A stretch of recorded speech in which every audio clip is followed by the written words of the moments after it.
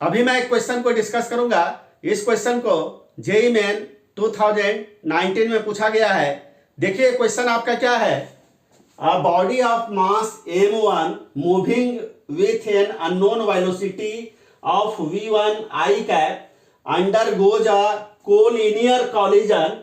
तो यहां पर आप ये समझिए कि कोलिनियर कॉलिजन का मतलब ये होता है कि before the collision and after the collision both bodies will move on the same line with a body of mass m2 moving with a velocity v2 i cap।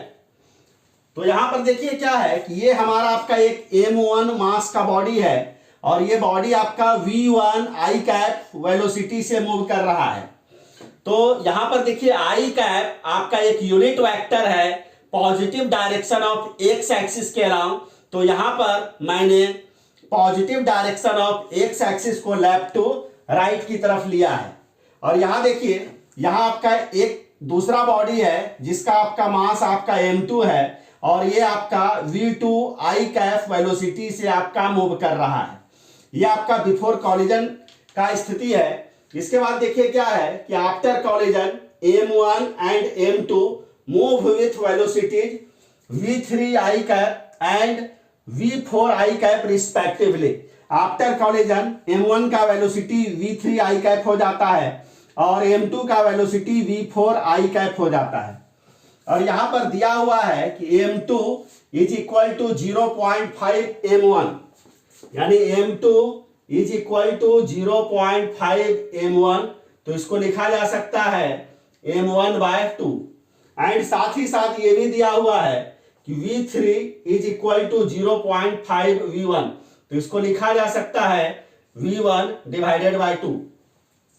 तो यहां पर हम लोगों को v1 को कैलकुलेट करना है। तो देखिए ये प्रॉब्लम आपका कॉलिजन का है। तो यहां पर मोमेंटम का कंजर्वेशन होगा, यानी कहने का मतलब total momentum before the collision ये आपका इक्वल होगा total momentum after the collision के। तो देखिए तो बिफोर द कॉलिजन m1 का मोमेंटम होगा आपका m1 मल्टीप्लाइड बाय वेलोसिटीज। और यहां पर देखिए जितना भी आपका वेलोसिटी है ये ऑल द वेलोसिटी आपका positive direction of x axis के अलाउंग है, इसलिए यहां पर हम लोग वेक्टर साइन को छोड़ देंगे। तो m1 का मोमेंटम हो जाएगा m1 v1 प्लस m2 का मोमेंटम हो जाएगा आपका m2 v2। तो ये जो देख रहे हैं यही हमारा हो गया आपका total momentum before the collision. ये आपका इक्वल हो जाएगा m1 v3 plus m2 v4। ये जो आप देख रहे हैं यही हमारा है आपका total momentum after the collision. और ये आपस में आपका क्या होगा, आपका इक्वल होगा। अब देखिए यहां पर m2 के जगह पर मैं m1/2 को रख देता हूं।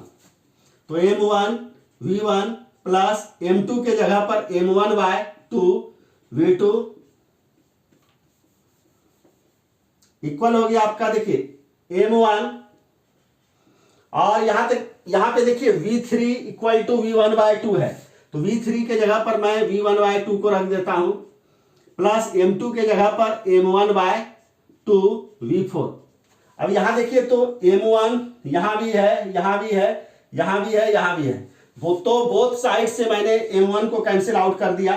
तो लेफ्ट हैंड साइड में देखिए तो क्या बचेगा v1 plus v2/2। Right hand side में देखिए तो क्या बचेगा v1/2 प्लस v4/2। अब देखिए v1/2 को राइट हैंड साइड से मैं लेफ्ट हैंड साइड में ट्रांसफर कर देता हूं। तो v1 minus v1/2 plus v2/2 is equal to v4/2। अब देखिए इसको लिखा जा सकता है v1/2 plus v2/2 is equal to v4/2। तो देखिए तो यहां पे 1/2 यहां भी है, यहां भी है, यहां भी है। तो 1/2 मैं बोथ साइड से कैंसिल आउट कर देता हूं। तो आपका बच जाएगा लेफ्ट हैंड साइड में आपका बचेगा v1 plus v2 is equal to right hand side में बचेगा आपका v4। तो v1 को यहां से लिखा जा सकता है v4 माइनस v2 तो V1 का वैल्यू हमारा आ गया आपका V4 माइनस V2। तो जो करेक्ट ऑप्शन होगा आपका ये आपका ए होगा। तो इस प्रकार से इस क्वेश्चन को मैंने सॉल्व कर दिया। अगर इस क्वेश्चन के सॉल्यूशन को समझने में आपको कहीं भी किसी भी ढंग का अगर डाउट आए तो आप कमेंट आप जरूर कीजिएगा।